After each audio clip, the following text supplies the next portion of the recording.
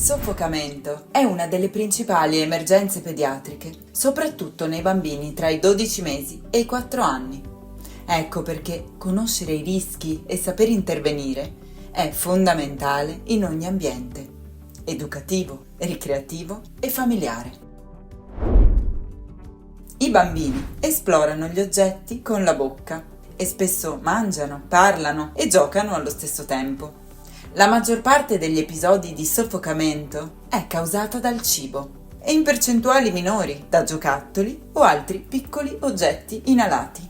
Semplici regole e accorgimenti possono migliorare in modo significativo la sicurezza dei bambini nelle attività quotidiane.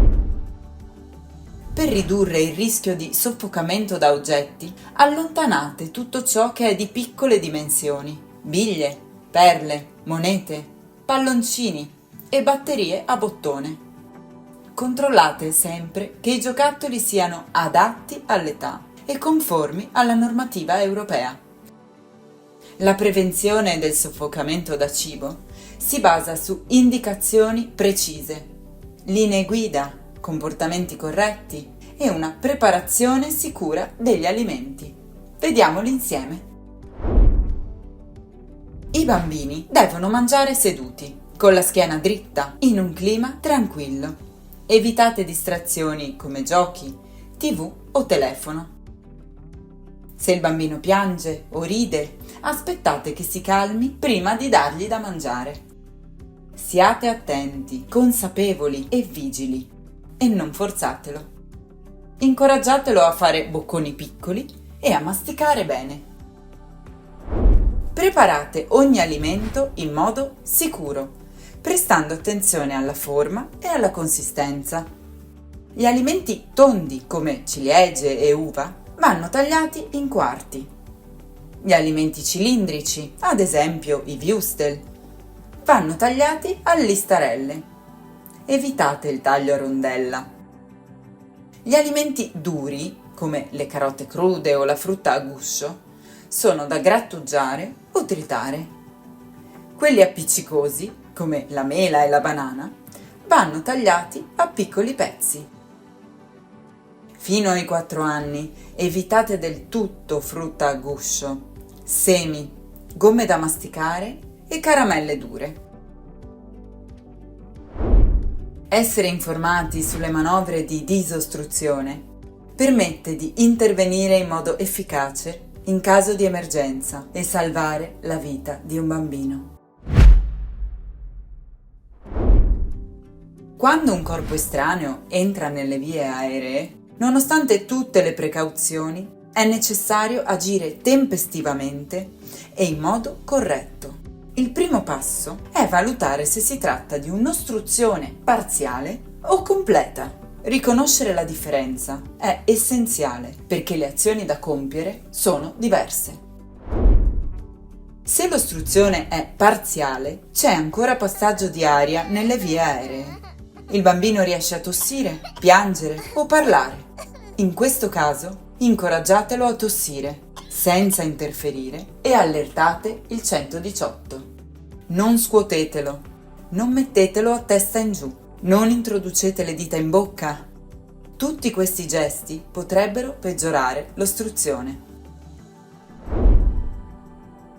Quando l'ostruzione è completa, il passaggio d'aria nelle vie aeree è impedito. Il bambino non riesce a tossire né a piangere, non emette suoni, ha difficoltà a respirare e può diventare scuro in volto. In questo caso bisogna intervenire. Chiamate il 118 ed eseguite le manovre di disostruzione. Nel lattante sotto l'anno, la manovra prevede 2 fasi alternate: 5 colpi tra le scapole, seguiti da 5 compressioni toraciche. Posizionatelo a pancia in giù sul vostro avambraccio. Sostenete la testa del lattante, fissando la mandibola con una presa a C, con pollice e indice. Poggiate il braccio sulla coscia con la testa del lattante più bassa del tronco e date 5 colpi decisi, interscapolari, senza colpire la testa. Poi giratelo di schiena sulle vostre ginocchia e visualizzate una linea immaginaria tra i due capezzoli. Con i pollici sulla metà inferiore dello sterno, fate 5 compressioni toraciche lente e profonde con la tecnica del cerchio. Alternate 5 colpi interscapolari e 5 compressioni toraciche fino all'espulsione del corpo estraneo e, nel caso non venga espulso, continuate fino all'arrivo del 118 o fino a quando il lattante diventa incosciente. In questo caso iniziate subito la rianimazione. Nel bambino sopra l'anno si alternano 5 colpi interscapolari e 5 compressioni addominali con la manovra di Heimlich. Inginocchiatevi per un appoggio stabile e posizionate il bambino a pancia in giù sulla vostra coscia, con il capo sostenuto. Date 5 colpi decisi tra le scapole, evitando di colpire la testa. Poi sollevatelo. Con una mano formate una C tra il margine inferiore dello sterno e l'ombelico. Avvolgete l'altra mano a pugno con il pollice interno e spingete con decisione verso dentro e l'alto.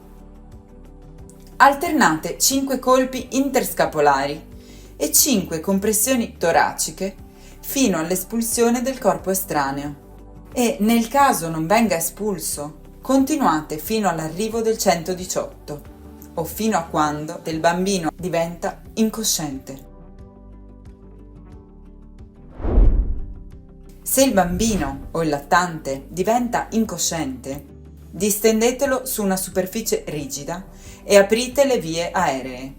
Solo se il corpo estraneo è visibile e affiorante, estraetelo con un unico movimento a uncino. Se invece non è visibile e il piccolo non respira, accertatevi che i soccorsi siano in arrivo. Riposizionate il capo ed eseguite 5 ventilazioni di soccorso, soffiando con forza. In assenza di segni vitali, iniziate la rianimazione cardiopolmonare, 15 compressioni toraciche e 2 ventilazioni. Controllate in bocca se affiora il corpo estraneo. Se non è visibile, continuate la rianimazione fino all'arrivo del 118.